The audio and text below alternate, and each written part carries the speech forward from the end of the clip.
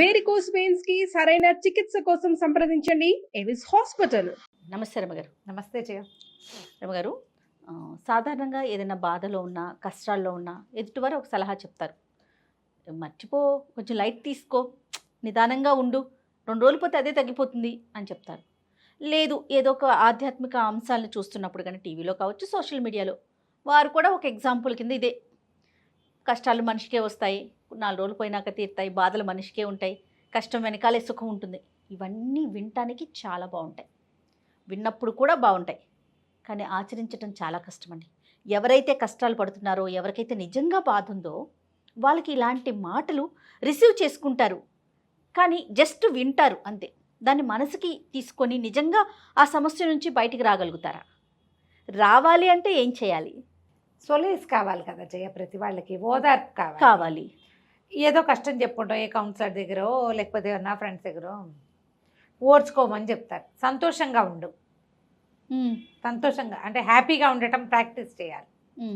ఇది all of a sudden ఎట్లా వస్తుంది? పైగా ఏదైనా శృతి పాఠాలు అంటే ప్రవచన పాఠం వింటున్నప్పుడు చెప్తారు ఆనందం ఇవన్నీ వస్తాయి, మరణం సహజం, ఇవన్నీ చెప్పి కష్టాలు సహజం, అవన్నీ సహజం. అది మనం ఆ పర్టికులర్ సిచ్యువేషన్లో మనం ఉన్నప్పుడు, ఆ పరిస్థితి మనకే వచ్చినప్పుడు ఆ కలిగే నొప్పి, బాధ, దానివల్ల వచ్చే ఉద్వేగము, దుఃఖము, వాటి నుంచి బయటపడడం కష్టం. గుర్తు చేసుకుంటాం, ఫలానా స్వామివారు, ఫలానా స్వామీజీ ఇలా చెప్పారు, ఫలానా బాబాగారు, ఫలానా గురుగారు, ఫలానా మేడము, జ్ఞాపకం వస్తాయి.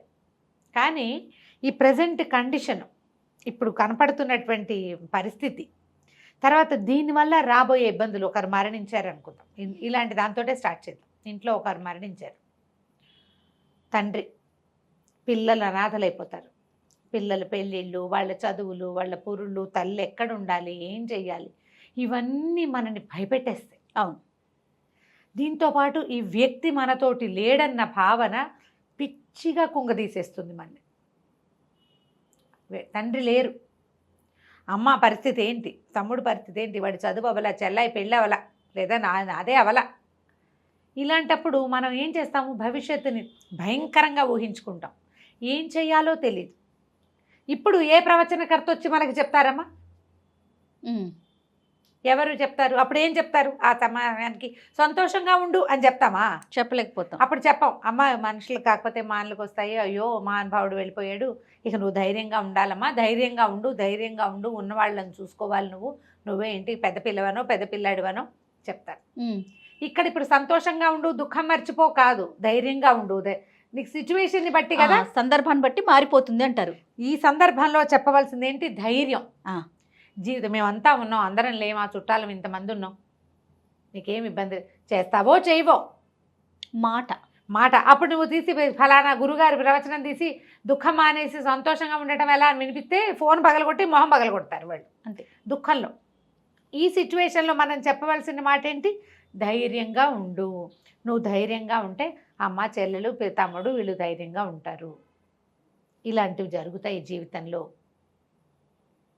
ఈ కష్టం, మీ నాన్న కూడా ఇలాంటి కష్టాలే తట్టుకుని నిలబడ్డాడు, కష్టానికి తట్టుకుని నిలబడ్డవాడే నిజమైన మనిషి. ఇలా ఏవో వాక్యాలు చెప్తాం. సంతోషంగా ఉండు అని చెప్పరు. ఇలాంటప్పుడు సంతోషంగా ఉండటం వేరే వ్యవహారం. తట్టుకుని నిలబడ్డారు, ఆ పూట ఆగింది, 2వ రోజుకి తెల్లవారింది, 2వ రోజుకి ఏవో వ్యవహారాలు కొంత మట్టుకు సర్దుబాటు అయింది, కొంతమంది వచ్చారు రాలేదు, డబ్బు ఇబ్బందులు ఏవో నడుస్తూ ఉంటాయి. 4 రోజుల తర్వాత, 6 రోజుల తర్వాత మొదటి రోజున్న ఉద్వేగం ఉండదు. అవును. క్రమంగా వీళ్ళు దాన్ని తట్టుకుని నిలబడడం మొదలు పెడతారు. అప్పుడప్పుడు ఒక్కొక్కసారి చాలా దిగులుగా, ఒత్తిడిగా, తండ్రి లేని లోటు తెలుస్తూ కష్టంగా ఉంటుంది. అలాంటప్పుడు మనం పునరాలోచన చేయాలి, మనం విన్న వాక్యాలు జ్ఞాపకం చేసుకోవాలి. ఎవరైనా అప్పుడు చెప్పరు, మనం ఇంతకు ముందు విన్నవి, జీవితంలో ఎదురెడ్డి పోరాడడం ఎట్లా అనే మాటలు జ్ఞాపకం చేసుకుని ముందుకెళ్ళాలి. ఇప్పుడు ఇది పెద్ద సిచ్యువేషన్. చిన్నవి మనకు రోజువారీ వస్తాయి, ఎక్కడి నుంచో వెళ్తున్నావు, చేతిలో డబ్బులు పడిపోయినాయి, ఏడ్చినా రావు, కాసేపు ఏడ్చి జరగాల్సిందేదో చూడాలి. సంతోషించు అంటే ఎట్లా? పోతే పోయింది, సంతోషించు అంటే ఎక్కడైనా పడిపోయాం, కాలు విరిగింది, ఫోన్ లేరా నాయన, తలకు తగలలేదు, ఫోన్ లేదు, ఇప్పుడు ఎక్కడెక్కడో తగిలింది అనుకో, నయం నెమరగంతకు తగిలితే ప్రాణం పోను, కంటికి తగిలితే ప్రాణం పోను అనుకుంటామా? అవునవును. అప్పుడు ఏం చేస్తాం, మన సిచ్యువేషన్లో ఉన్న ఈ ఏమనాలి, ఏ జరగకూడని ఒక వ్యవహారం ఆగితే దాని గురించి ఆలోచించి ధైర్యంగా ఉండాలి. భార్య భర్త కొట్లాడుకుంటారు, నయం ఇది ఇంతకు ముందే అవ్వలేదు, నయం ఇంకాస్త ముందే తెలిసింది, అలా సర్దుకుంటే మనకి ధైర్యం వస్తుంది. ఇప్పుడు ఏ సిచ్యువేషన్లో మనం సంతోషించి హ్యాపీగా ఉంటామో చెప్పు, కొట్లాడుకున్నప్పుడు మనకు కొట్లాటే వస్తుంది అంతే. ఒక కాసేపు ఏడుస్తాం, రాత్రి పడుకున్నాక ఆలోచించుకోవాలి అసలు ఎందుకు వచ్చింది, దీని నుంచి ఎలా బయటపడాలి, దీంట్లో నా తప్పెంత, నేనే ఏదైనా ప్రొవోక్ చేశానా, నేను సరిగ్గా చేశానా, అసలు నా పాట ఎంతవరకు కరెక్ట్. మీరు ఆలోచిస్తే ఎదురుగుండా వాడిని అనడం మానేస్తే సంతోషంగా ఉండటం ఎలాగో మీకు తెలుస్తుంది. ఈ మొత్తానికి అండర్ కరెంట్ ఏంటంటే ధైర్యంగా సంతోషంగా హ్యాపీగా ఉండడం. అది వీటన్నిటినీ పెద్ద పెద్ద పువ్వుల్ని కట్టే ఒక సన్న దారం. మనం పువ్వులు దండ కడతామా, గుచ్చుతాం, ఒక 2 రోజులు వదిలేసామనుకో ఏమిటో కొన్ని పసుపచ్చగా ఆకుపచ్చగా బాగానే ఉంటాయి, కొన్ని మాడు మొహాలు పడతాయి, అంటే అది ఆల్రెడీ వాడిన పువ్వు.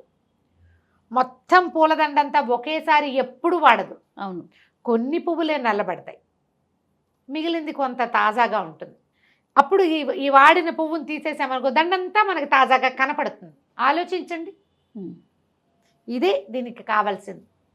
మన మనసులో ఉన్న ముళ్ళుని తీసి పక్కన పెట్టాలి. ఆ మురికికి మనమే కారణమా అనేది ఆలోచించుకోవాలి. ప్రతిసారి ఆలోచించాలి, మాట్లాడాలి అని చెప్తే ఒళ్ళు మండిపోతుంది జనాలకి. ఏదో ఒకటి ఏమనాలంటే మరి జాదు తెలుసు లాంటిది ఒకటి కావాలి గారు. ఇప్పుడు ఇద్దరి మధ్య సమస్య ఉన్నప్పుడు ఆలోచించుకోవాల్సిందే కదా, అంతేగాని ఇద్దరు 2 కర్రలు తీసుకొని కొట్టుకొని చచ్చిపోండి అని చెప్పలేంగా, అసలు చెప్పకూడదు. ప్రతిసారి నువ్వు ఆలోచించుకో, అదే మనం కరెక్ట్ చేసుకోవటమే. ఇప్పుడు నేనున్నాను, నాకు కూడా గొడవలు రాకుండా ఉంటాయి జయ. ఏదో ఒక సందర్భం ఎవరితోటి మాట్లాడేసి ఆలోచించు, సరే వాళ్ళకి కూరుకుందాం అనుకుంటే సంతోషం ఆటోమేటిక్గా వచ్చేసిందిగా. గొడవ లేదు, అప్పుడు మిగిలింది ఏమిటి, సంతోషమే కదా. సరే, వీటికి ట్రై చేయాలి. ఓకే, నిజంగానే బాధ ఉంది, ఏదో ఒక సమస్య జరిగింది, చనిపోవటమే కాదు, ఏదో ఫ్యామిలీ ఇష్యూ ఉంది, ఒక బాధ ఉంది, దానిలోంచి ఎలా బయటపడాలి? కొంతమంది ఎలా ఉంటారంటే దాన్నే తలుచుకొని అక్కడితో ఆగిపోతారు. అది కెరీర్ పరంగా కావచ్చు, వాళ్ళ లైఫ్కి సంబంధించి కావచ్చు, ఇంకా స్టెప్ ముందుకు వెళ్ళలేకపోతారు, జరిగిన దాన్ని తలుచుకుంటూ ఉంటారు. అలాంటి వాళ్ళు ఎలా బయటపడాలంటారు? దీనికి 2 మంచి పాతకాలపు ఉపాయాలు ఉన్నాయి జయ. ప్లేస్ మార్చడం. Okay, super. ప్లేస్ మారిపోవాలి. మారితే పరిసరాలు మారేసరికి ఇప్పుడు ప్రేమలు, లవ్ ఫెయిల్యూర్స్, జాబ్లో ఫెయిల్యూర్, కుదరట్లా, అక్కడ ఇంకో చోటకు మరో 10,000 తక్కువైతే అయింది, అక్కడ అవమానంగా ఉంది. నువ్వు నీ అవమానమా ఇంకోట అనేది ఆలోచించు. నీకు ఏది ఇంపార్టెంట్?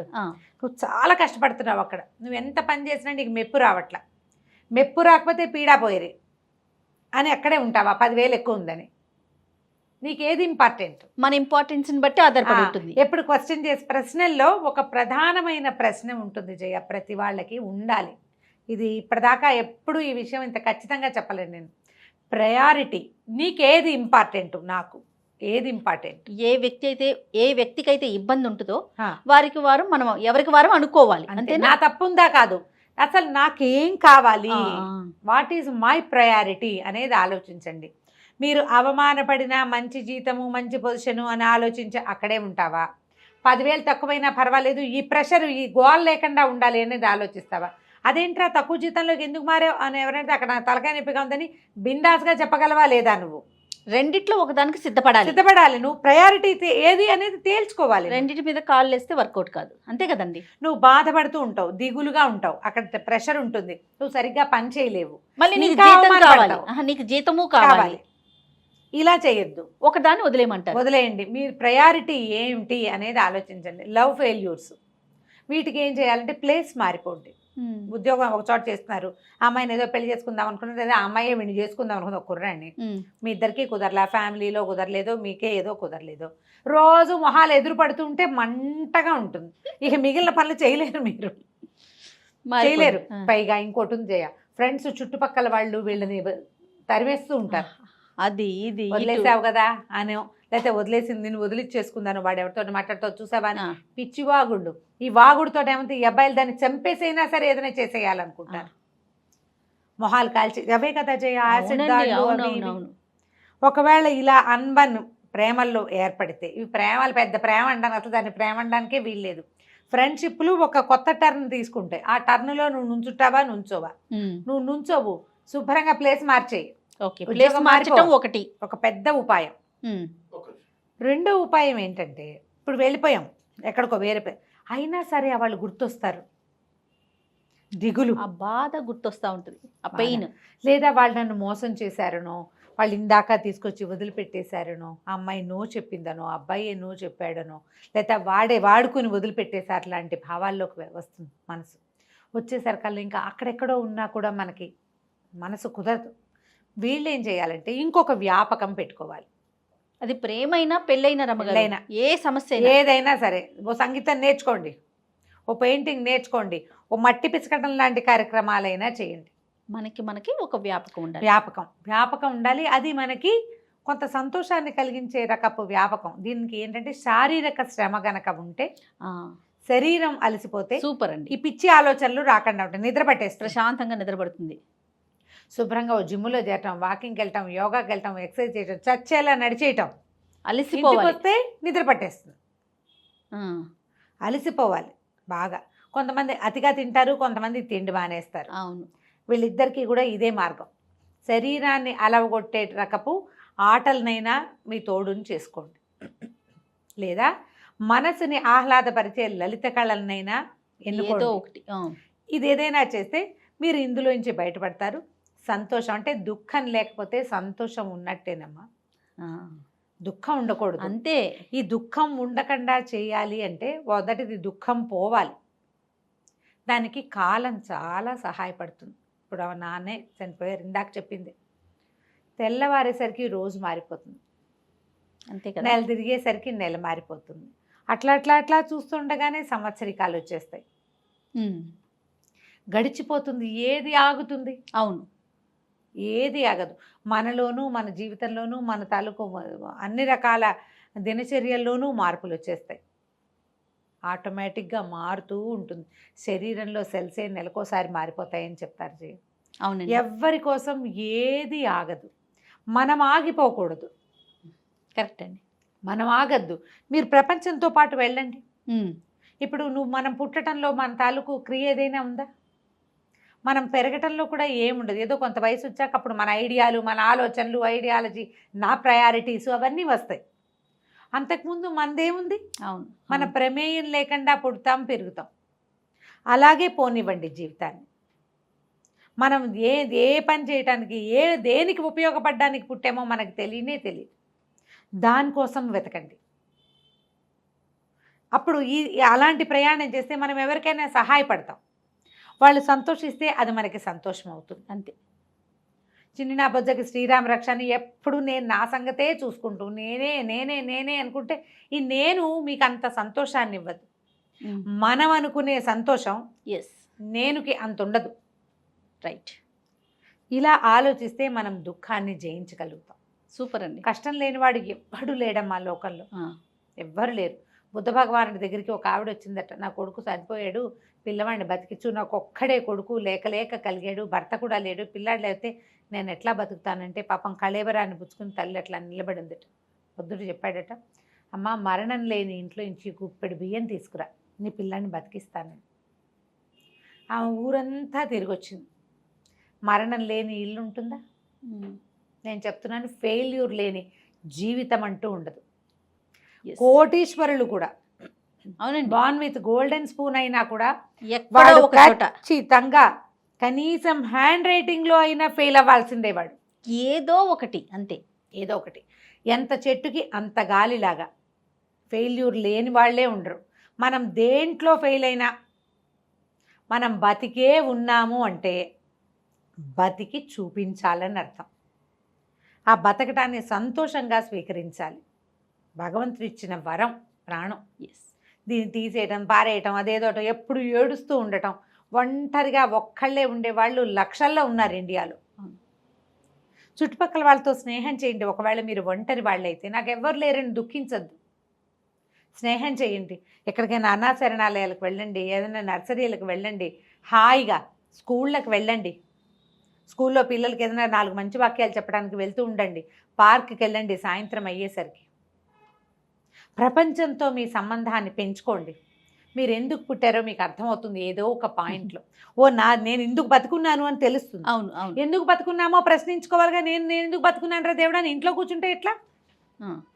నేను చెప్పిన ఇన్ని ప్రయత్నాలు చేయండి. నేను 4 చెప్పాను. 100 విషయాలు ఉంటాయి మీరు ప్రయత్నిస్తే. కరెక్ట్ అమ్మగారు. మీ పరిధిలో మీరు ఎంత మటుకు వెళ్ళగలరో అంత మటుకు వెళ్ళండి. ఎందుకు పుట్టామో, మనం ఎందుకున్నామో, ఎందుకు హాయిగా బతకాలో చివరి వరకు అది మనకి తెలియజేస్తుంది. ప్రయత్నం చేసి చూడాలి అంతే. తప్పకుండా. నమస్తే. నమస్తే.